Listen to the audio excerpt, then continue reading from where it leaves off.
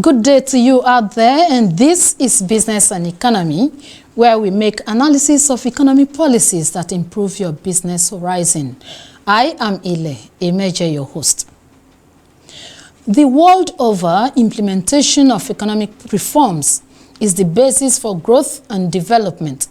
This is expected to strengthen government policies and agenda for nation building, boost the Nigerian living standard of citizens, and improve the ease of doing business towards a conducive business environment aimed at attracting investors.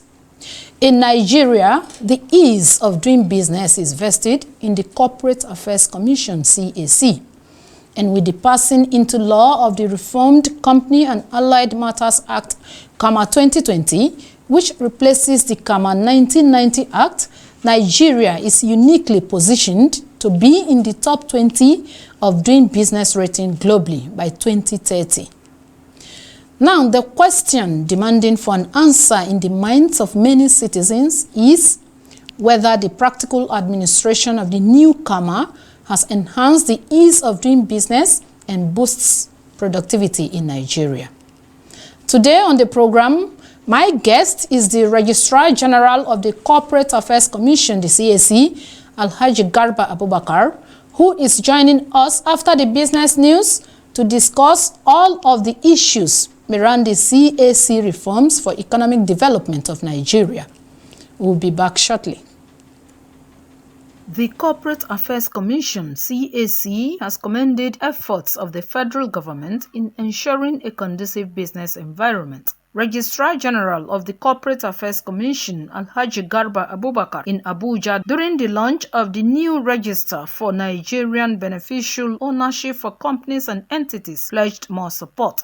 In his welcome remarks at the International Peer Learning Workshop and the launch of the Nigerian Open Register and Beneficial Ownership of Companies, Registrar General of the Corporate Affairs Commission, CAC, Alhaji Garba Abubakar, explained on reasons for the launch, especially in closing the gap for company registration. Has for the first time provided that the beneficial owner shall be the natural person that controls the company or that qualifies based on those defined criteria.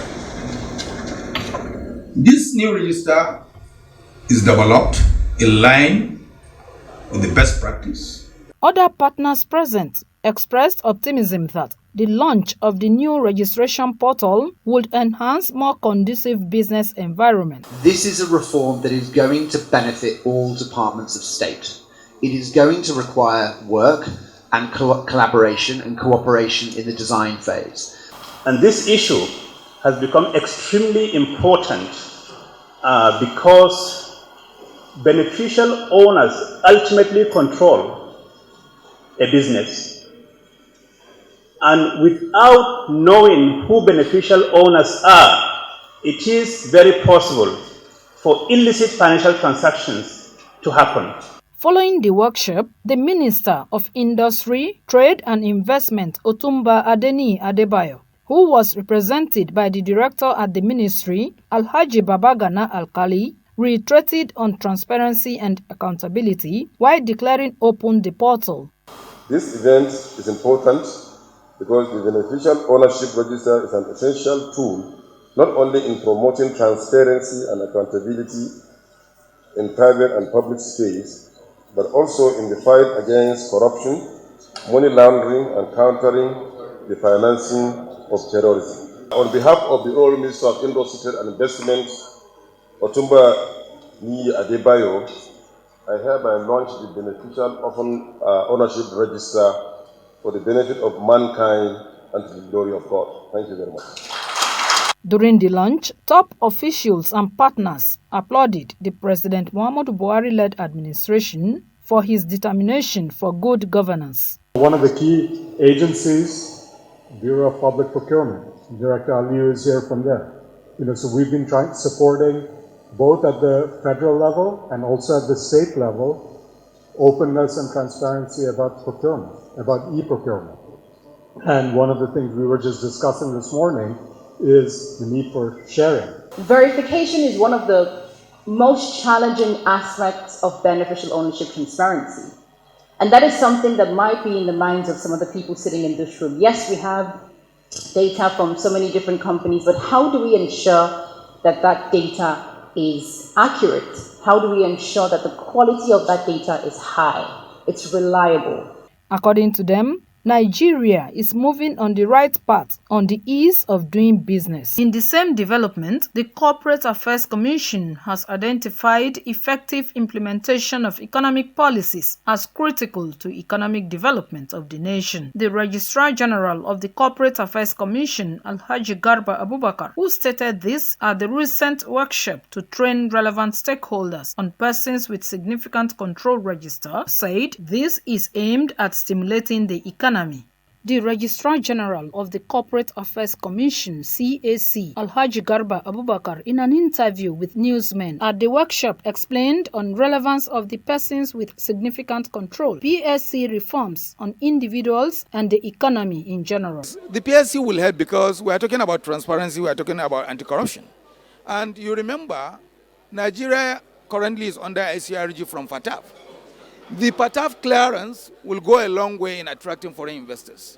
If any country that is blacklisted by FATF stands a chance of losing investors, because foreign investors, before coming to any country, they are interested in the anti-money laundering regime of that country. They are interested in the anti-corruption initiatives of that country. And what the Bureau Register has done is actually to comply with the requirements of FATF, the requirements of the Open Government Partnership, and the requirements of the Extractive Industry Transparency Initiative. Nigeria is a member of OGP and is a member of EITI. So the register is supposed to actually support the Government Anti-Corruption Initiative, and it will help us to actually exit the ICRG. Currently, we are currently under FATF. So it will go a long way in supporting investors, in promoting investment, because it will ensure transparency and support the anti-corruption initiative of the government. Also speaking, the National Coordinator of the Open Government Partnership, OGP, Dr. Gloria Ahmed, acknowledged benefits of the PSC. Certainly we should expect a better economy. We all know that as businesses go on, there are leakages, due to not having the actual picture of who the images are behind some of these businesses. Some of these businesses come to Nigeria, they establish, they make money, and they use such monies to fund terrorism and all kinds of vices, maybe drug businesses and all of that. So with this kind of initiative, which has come to bear, there's going to be some blockages, and such monies that will be saved certainly will be plowed back into the economy that will be used to better the lives of citizens of this country. So yes, we look forward to a better economy with this initiative in place. And I want to commend CAC for such a laudable initiative. They've indeed put Nigeria on the global map. With the PSC reform, it is expected that investment into the nation will be stimulated. Glad to have you join us on this edition of Business and Economy. Our guest, the Registrar General of the Corporate Affairs Commission, Alhaji Garba Abubakar, is already here in our studio to discuss relevance of the CAC reforms to our nation, Nigeria. Alhaji Abubakar, you are welcome to the program, sir. Thank you for having me, Ile. All right. We are going to start from the beginning.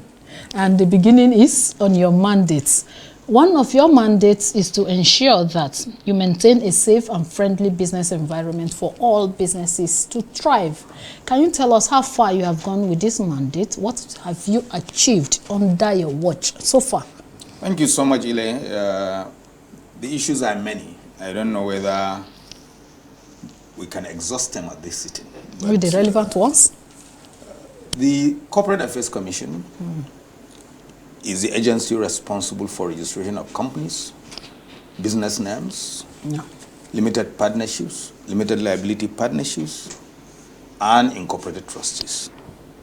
It is the gateway to businesses in Nigeria.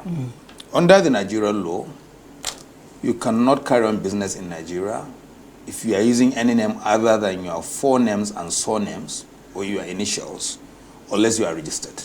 Okay. And a foreign company cannot carry on business in Nigeria without registration, except where that company is exempted from registration as provided in the law. So it means for every business venture in Nigeria, if you fall outside those two categories, you have to register. And the only place you can register is with the CAC. In the last 3.5 years, we have provided enabling environment for businesses to transact with the CAC seamlessly. As we speak, from anywhere in the world, you can register your company seamlessly, and you don't need an agent to do that registration. And when you register, all the results are sent to you electronically. You don't need to visit any CAC office physically to conduct any activity. This extends to all the changes that you may want to make with respect to your entity. If you want to change directors, or you want to increase your share capital, or you want to allot additional shares, or you want to register charges and debentures against the company, or you want to file your annual returns, all these transactions are done electronically. So to the extent that CAC is the gateway, we have provided the enabling environment for businesses to thrive, in that they can transact with us seamlessly, they can do their transactions seamlessly, and anybody can access company information from anywhere. Because beyond those that come to register, persons or companies dealing with other companies are interested in the information about the registered entities. Okay. This information can be accessed remotely. We have 3 different forms of access. There's what we call public search. That platform gives you free information as to the name of the date of registration, the registration number, and the address of the company or any other entity. Then we have what we call the paid search window. You can pay and view. You only pay 1,000 naira. You will see further details about the company as to the directors of the company and the status of that company. Then there's what we call certified extract. If you pay the sum of 5,000 naira, you will get a certified extract that gives you the full report about that company or any entity. It gives you a report about the registration details, when it was registered, the name of the entity, the names of the directors, the names of the shareholders, and the amount of shares held by each of them. Then it also tells you if there are encumbrances on that entity, that is, if charges have been registered, or where a receiver or manager is appointed for that entity. All these are contained in the report, and that report is downloadable. You can download it from your website. So these are some of the things we've done to make business registration very easy, very seamless, and to make information accessible, because our mandate, beyond registration, we are also the custodian of all these records. And the ease with which people can access information about business entities is as key as the ease with which they can register these entities. So as we speak, all these interfaces are available. If you go to services.cac.gov.ng, you can register your company. And as I've said, you don't have to go through a professional. You can do it directly. But the only condition that will allow you to do it directly is if you are one of the shareholders or one of the directors. These are necessary safeguards to avoid a situation where non-professionals will hijack the process and be registering for others for a fee. So the moment you create an account on the portal as a public user, the system automatically makes you one of the directors, and you will not be able to change it, or one of the trustees. So these are necessary safeguards. If we recognize that not everybody has the time and the ability to do the registration himself. Those that may not want to do it themselves can go through accredited agents. We normally accredit lawyers, accountants, and chartered secretaries to transact on behalf of others. So if you don't have the time or you don't have the resources, because we recognize that not everybody has the money to pay for professional service. Some have to even borrow to pay the registration fee. So to the extent that they may not afford to pay professional services, the window is there for them to use to do their registration directly. These are some of the initiatives that was introduced by the federal government to reduce the cost of registration services. Because the actual cost of registration may be minimal, but cost of professional service usually depends on the caliber of the professional you are using. Some may charge you 10 or 20 times over and above what you will ordinarily pay as statutory. So these are some of the measures we have put in place. And in the last 3 years, after the passing of the Companies and Allied Matters Act, we have come up with 3 regulations to complement the law. We have the Companies Regulation 2021, which outlines the procedure and the forms and fees to be paid for accessing the Commission services. Then we also have the Insolvency Regulations that provides detailed requirements on resolving insolvency, including qualification of insolvency practitioners and how they will be accredited by the CAC. Then the final one, we have the Persons with Significant Control Regulation, which is a broad framework on disclosure of persons with significant control or beneficial owners of companies. The requirements as to who is a beneficial owner, under what circumstances are they supposed to make this disclosure. So all these are contained in the 3 regulations. These regulations complement the substantive law, which is the Companies and Allied Matters Act. So I can tell you, between 2020, when we assumed office, to date, a lot of reforms have been carried out. And another thing that we have done is we've enabled our staff to work from anywhere. Anywhere in the world. Anywhere and at any time. Staff have been provided with devices. They can work remotely. They can work at home. They can work while on transit. They can work on weekend. Okay. So we work, we don't force it on them. At their own spare time, even after close of work, staff work and they deliver services to customers. We issue certificates on weekends, during public holidays, on Saturday, on Christmas Day.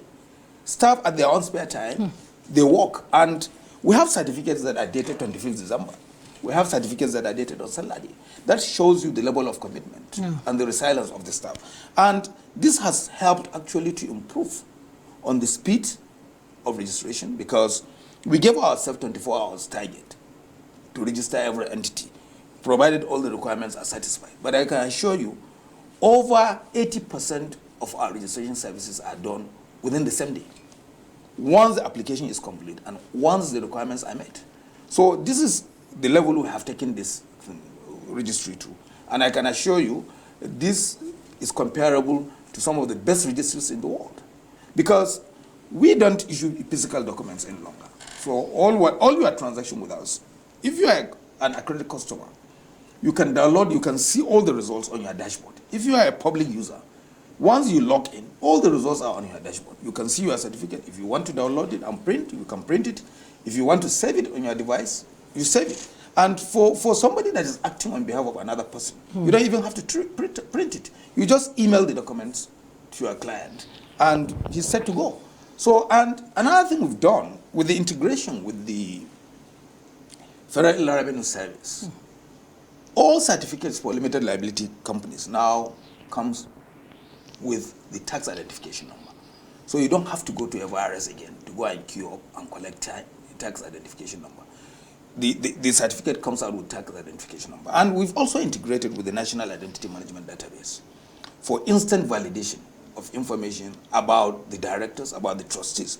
Because some of the problems we actually encountered was some of the means of identification, we now discovered that some people, in an attempt to falsify the record, sometimes they will go and clone another means of ID, change the name, and submit to us. For real? For real. When we insist that we want to see the original, they will disappear. So to ensure the integrity of the information, we now decided to approach NIMSI. And NIMSI has obliged us, so the system is now integrated with the National Identity Management Database. So all you need to do is, once you provide your NIN number, the system automatically, their own system automatically populates our system with all the details about you, including your signature. So even the issue of uploading signature may not even be necessary once we're able to validate your information from the NIMSI database. So these are some of the reforms. As I said, they are so numerous that it's not possible to exhaust them at this sitting. Yes. Okay. Then how come some of your applicants, those that are trying to apply for registration and then filing and the rest of them, how come they have raised a concern on the fact that they cannot access the portal? How true is this? Maybe they are not accessing the right portal. I don't know. Because we register not less than 700 to 1,000 entities every day. Every day? Every day. So if CAC is issuing 1,000, an average of 1,000 certificates every day, I can't see somebody complaining that he cannot access the portal. Maybe they don't know where to access. Our portal is on services.cac.gov.ng. That's the registration portal. But if they go to our website, cac.gov, www.cac.gov.ng, all the guidelines as to how to access the registration portal are there. And I will advise them, they should familiarize themselves with the portal and they use it. But you see, what some people, I don't know who is complaining because accredited customers don't have this issue. They know how to access, they know how to transact. For public users, a lot of them don't try to familiarize themselves with the requirements for registration. Why? Before they initiate it. Well, typical of us, people, it is expected that before you do anything, you should have knowledge about it. Okay. We have guidelines, we have checklists on our portal. Yeah. I will advise any customer, go and read the checklist. All the requirements are there for new registration, for post-registration. Then, if you are doing new registration service, the guidelines are very clear. And once you create an account as a public user, you'll be able to transact seamlessly. But if so, you cannot use the same account to do post-registration. Okay. Because we have separated new registration from post-registration. Because at the point you are doing the registration, you are a mere promoter of an entity. Once that entity is registered, it has become a legal person. You may not have the authority to transact on behalf of that entity any longer without the consent. After the registration? Yes, after registration, without the consent of the directors or the trustees. So we expect that after the registration, you have to apply to create what we call electronic entity account. The forms are on our website. You download the form, you complete the form. Majority of the directors or majority of the trustees have to sign the form, introducing one individual, either within or outside the company or the entity, as a person that will administer that account on behalf of the entity. Okay. Then you send the form to us, you drop it in our office, or you send to us by courier. This is one form that we don't accept electronically because the signatures have to be original. And we have to be sure that we are dealing with the right people. So once you submit that form, an electronic entity account will be created and the login details will be sent to the email address of the designated officer that the company or the entity has designated as a person that will administer the account. Once he logs in, he has different privileges. He can create others that will do specific activities or that can do anything like himself. And with that, you can do anything.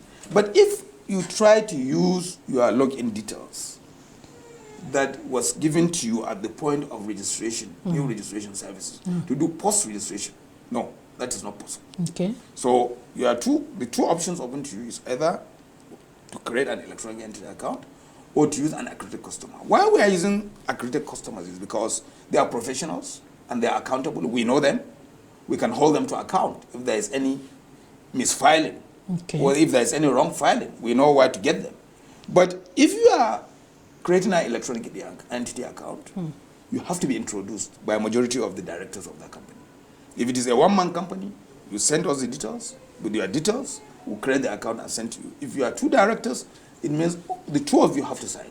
These are necessary safeguards against a situation where somebody who acted to register a company at the point of registration will continue to deal in the manner he deems fit without the consent of his other colleagues. Okay. Which may not be ideal, he may not even have their approval. So if you allow him to continue to use the same access to make changes, then you are creating a problem for that entity. He may not be authorized to make those changes. So these are some of the necessary safeguards that we decided to put in place. Okay. Like you said, there are a lot of reforms by the CAC. You mentioned the new registration of companies, the introduction of electronic filing, the attestation of compliance, minimum share capital, and the rest of it. There are just too many, but let's move away from those ones and to the recent reforms that the CAC introduced. I'm talking about, you mentioned them, the new registration register for companies and entities, and the most recent, that's the PSC, to an ordinary person that is not a lawyer or who is not versed with the activities of the CAC. What does this mean to them, and how do you think it will be a benefit? Okay, thank you so much. The PSU register, or the beneficial ownership register, is not really a new thing. This started way back. Is an initiative of the Financial Action Task Force, which is an intergovernmental global body that promotes policies and measures to fight money laundering, terrorism financing, and illicit financial flows. Okay. Over the years, FATF has come up with different measures to strengthen the anti-money laundering and the terrorism financing framework. And they evaluate countries to determine the strengths of their laws and other measures in the fight against corruption, against illicit financial flows, and terrorism and money laundering. So Nigeria has come under such reviews over the years, under the Intergovernmental Action Group Against Money Laundering in West Africa, which is the regional body that normally renders account to FATF. And in the course of this evaluation, some gaps were observed in the legal framework, as well as in our anti-money laundering strategies. This involves different stakeholders, like the EFCC, the CAC, and different stakeholders, and the law enforcement agencies. In the old company framework, there's what we call lifting the veil. The law then allows you to register a company using another company as a shareholder. Okay. And you can actually, you may not even know who the ultimate beneficiaries are. So what this beneficial ownership framework has done, or PSC register has done, is to actually reverse that old system. Unlike before, where you have to lift the veil to know who the beneficial owners are. Under this new framework, the veil is already lifted. At the point of registration, you have to state who the ultimate beneficiaries of these companies are. And these are part of measures of fighting money laundering, fighting terrorism financing. When the conversation started, year in, year out, we had recorded non-conformity in that respect because we didn't have the legal framework. So in 2016, at the London Anti-Corruption Summit, President Muhammadu Buhari made a commitment that Nigeria was going to implement beneficial ownership register, and Nigeria will deploy a publicly available register of beneficial owners of corporate bodies in Nigeria. That set the tone for the reform on PSC. At the time the commitment was made, the KAMA 2020 was not passed. So we had to quickly now start the process of amending KAMA to provide for beneficial ownership disclosure, or PSC disclosure. And since then, before then, Nigeria had also committed itself to the membership of the Open Government Partnership and the Extractive Industry Transparency Initiative.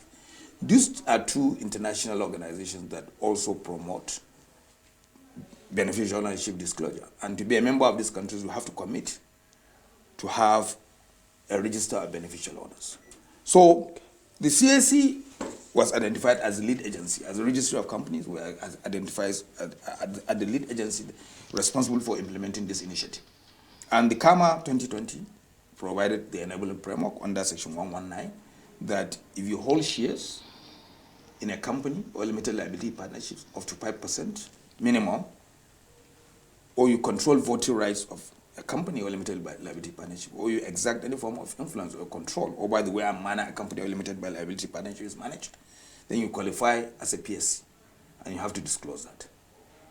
So that set the tone. Then we now came up with also beneficial ownership regulations 2023, which has strengthened the framework by providing that the disclosure must relate to a natural person. So even where another company is a shareholder, the ultimate beneficiary, that is a natural person, is the person that will be identified as the beneficial owner, not the company. Okay. Secondly, where the disclosure relates to a state-owned enterprise, that is a company that is owned by the government. You know, for such kind of company, every citizen is a shareholder. but it's not possible to put the name of every citizen in the register. So That would be too the chief executive officer of the entity is identified as a beneficial owner for the purpose of satisfying the requirements of the law. Then where the beneficial owner is a politically exposed person, that is a person that is holding political position, like myself, if I have any interest in any company, I'm a politically exposed person, or the person that is holding the shares is affiliated to me, either as my relation or somebody close to me, then you have to disclose your own affiliation with a politically exposed person. So these are some of the changes, the additions that the PSC regulation 2023 actually provided. So now that we had the regulations and the law, what remains is to have the register. The World Bank supported us under the Fiscal Governance and Institutional Projects Initiative of the Federal Ministry of Finance with funding to build a register consistent with the beneficial ownership data framework. In fact, our register is the first register in Africa that is designed and developed in line with beneficial ownership data standard. And it has been validated by international organizations as the first register in Africa that is consistent with beneficial ownership data standard. The register was launched on the 25th of May, 2023, and we've already started training key stakeholders, law enforcement agencies, investigation agencies, on how to access information from the register. So what the register has done is a standalone register. We have our main database, but we have this standalone register that allows you to access, to know who is a PSC in any entity in Nigeria. You can search with the name of the entity, or with the registration number of the entity, or the name of the individual. So where an individual is a PSC in different entities, it will give you all the details about it. And what the information, what the register provides are the name, the full names of the individual, his address, the nature of his control. If he owns 5% or more than 5%, it tells you the extent of his control. Then his month and year of birth. We don't publish the actual date of birth. Okay. Then these are the information that is publicly available. So this will support the anti-corruption initiative of the government, because all these measures are intended to fight money laundering, terrorism financing, and illicit financial flow. So it will strengthen the work of different government organizations, the investigation agencies, other government organizations, even banks that do KYC. This will strengthen their work. If a customer comes to open an account, they can easily validate who are the beneficial owners of this company, because they have to do this first level check. Secondly, anybody dealing with the company from anywhere in the world, you can easily check to know who are the beneficial owners. This information is available free of charge and is available on bor.cac.gov.ng. Then thirdly, civil society and media houses like your own, if you are doing any investigative report, you have access to this information. If you want to know who owns what, it's free.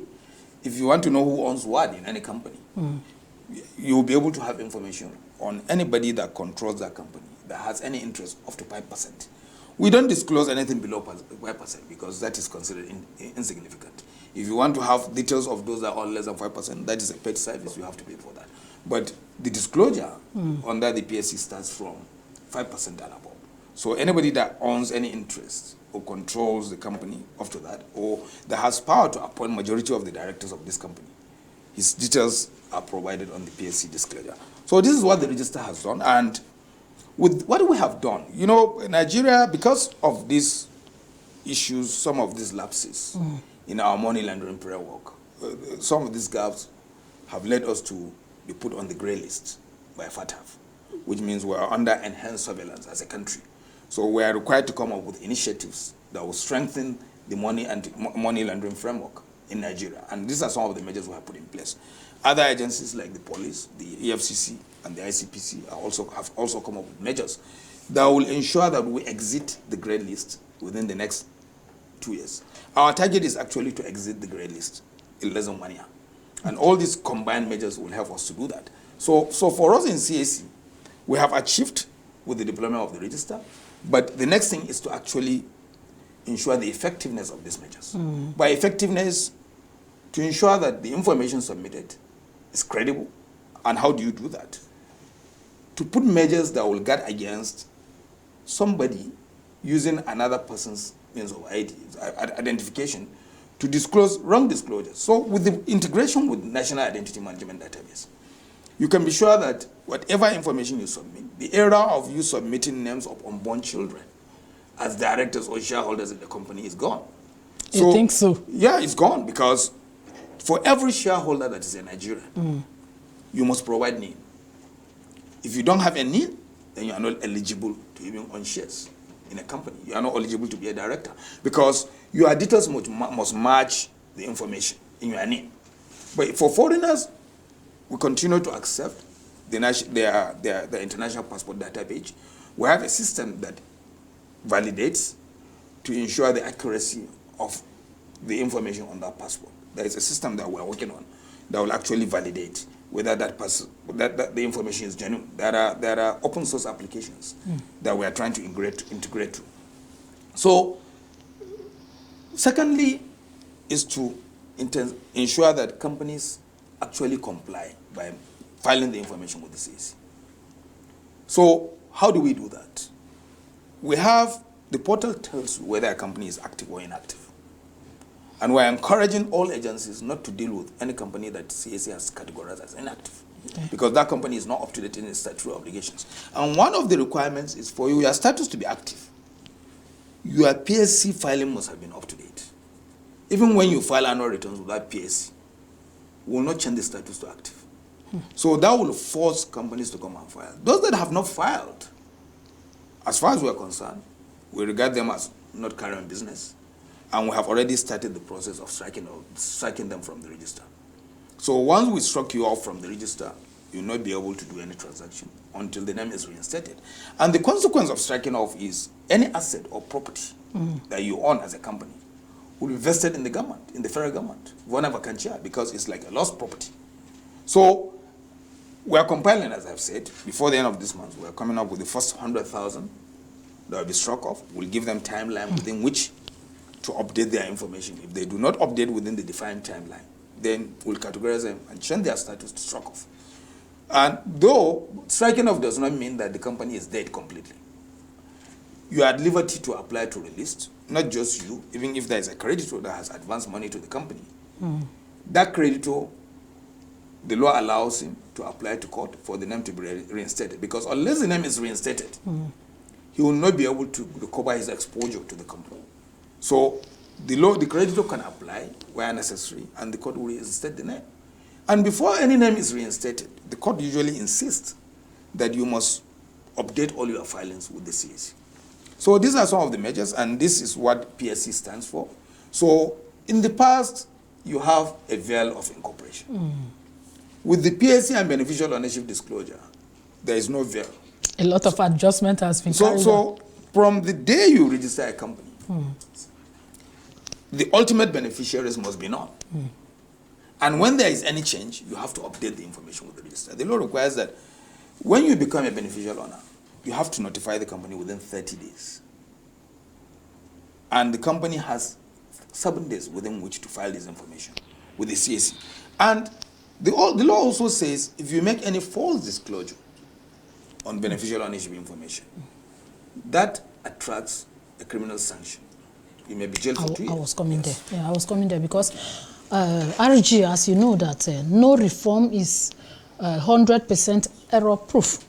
And in this particular adjustment made to all of these registers, what do you think are the likely challenges? For example, you know, I raised a point where some persons have come on our feedback platform to say that they cannot access the CAC platform, which you have explained. So what are the likely challenges to be faced by applicants in these new reforms? Well, you see, you will not run away from the fact that some people may still try to hide, because those that don't want to be known that they have interest in a company, there is no way you can have a pull-through system. So this is not, the beneficial ownership disclosure is not an end in itself, it's a means to an end. You will still have names of people in the register that may not be the actual beneficial owners. But what will reveal the ultimate beneficial owners may be through investigation by law enforcement agencies. Because if I'm a politically exposed person, I may not want my name to be in the register. I may not want anything to be traced to me. I can put another person's name. On the face of the register, you may not know that I'm the actually beneficial owner. But when the chiefs are down and it becomes necessary to investigate the affairs of the company, investigation agencies will trace the money. So when dividends are paid, is it the person whose name in the register that actually benefited from the dividend or somebody else? So these are the kind of things. But it's not something that will happen at all times. Okay. But generally, I can tell you, most of the companies that we have in Nigeria, most of them, the names of the ultimate beneficiaries are actually what we have in the record, because most of them are small family companies. Most of the companies. So there is no cause for alarm.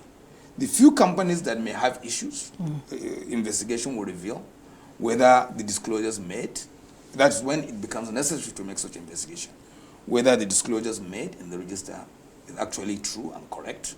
And if there are wrong disclosures, the law has provided measures through which those that made those wrong disclosures will be sanctioned. So the system is not foolproof.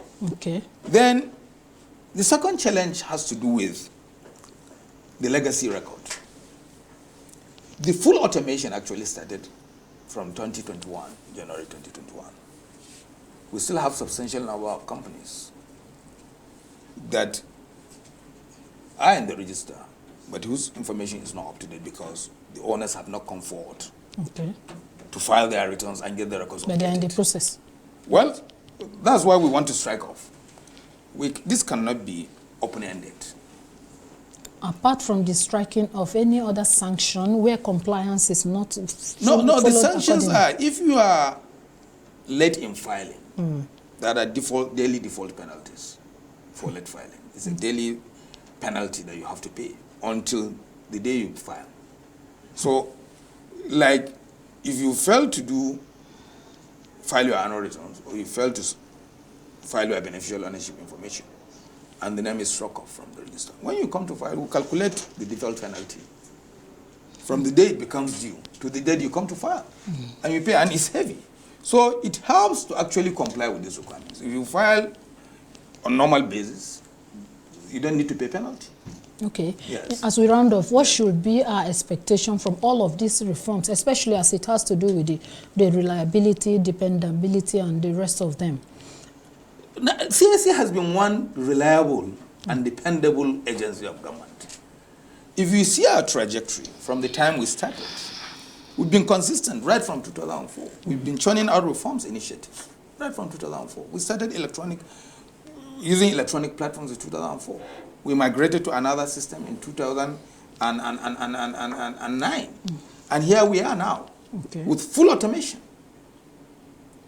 We are second to none, I can tell you this. And the scale of services that we render is second to none in Nigeria. Because we are the only agency that operates a truly self-service portal. You don't need any human intervention. You don't need to call anybody in CAC to access our services. You can register your company from anywhere in the world without having to talk to anybody, once you comply with our requirements. So these are the path we've set for ourselves. And we've also integrated electronic financial system, reporting system. So you don't even need to upload your audited financial statements. The template is there. You just key in the figures, and it will generate a report for you. So this is one agency that is committed to its responsibilities, that is committed to reform, and that is committed to placing Nigeria in the global map as one of the best registries that is comparable to the best in the world. All right. The Registrar General of the Corporate Affairs Commission, Alhaji Garba Abubakar, has said it, that the CAC is the best company in the world, not just in Nigeria, one of the best in the world for your company registration. And let me add this. We are receiving an award from the Corporate Registers Forum. There is an annual conference coming up in Malta in October. All this work is recognized globally. So we have been earmarked to receive an award for all these reforms. Okay, we are all going to receive the award in October by the grace of God. And that is the size of our program for today. The analyst we have been speaking with is the Registrar General of the Corporate Affairs Commission, the CAC, Alhaji Garba Abubakar. The RG, as we used to call you, we thank you so much for honoring an invitation, as always, even as we look forward for more enlightenment campaign from the Commission in broadening the knowledge of Nigerians on the ease of doing business. Thank you for having me, Ellen. All right. And to you out there, our esteemed viewers and listeners, we sincerely appreciate your time with us today on the program. Have a blessings-filled week ahead.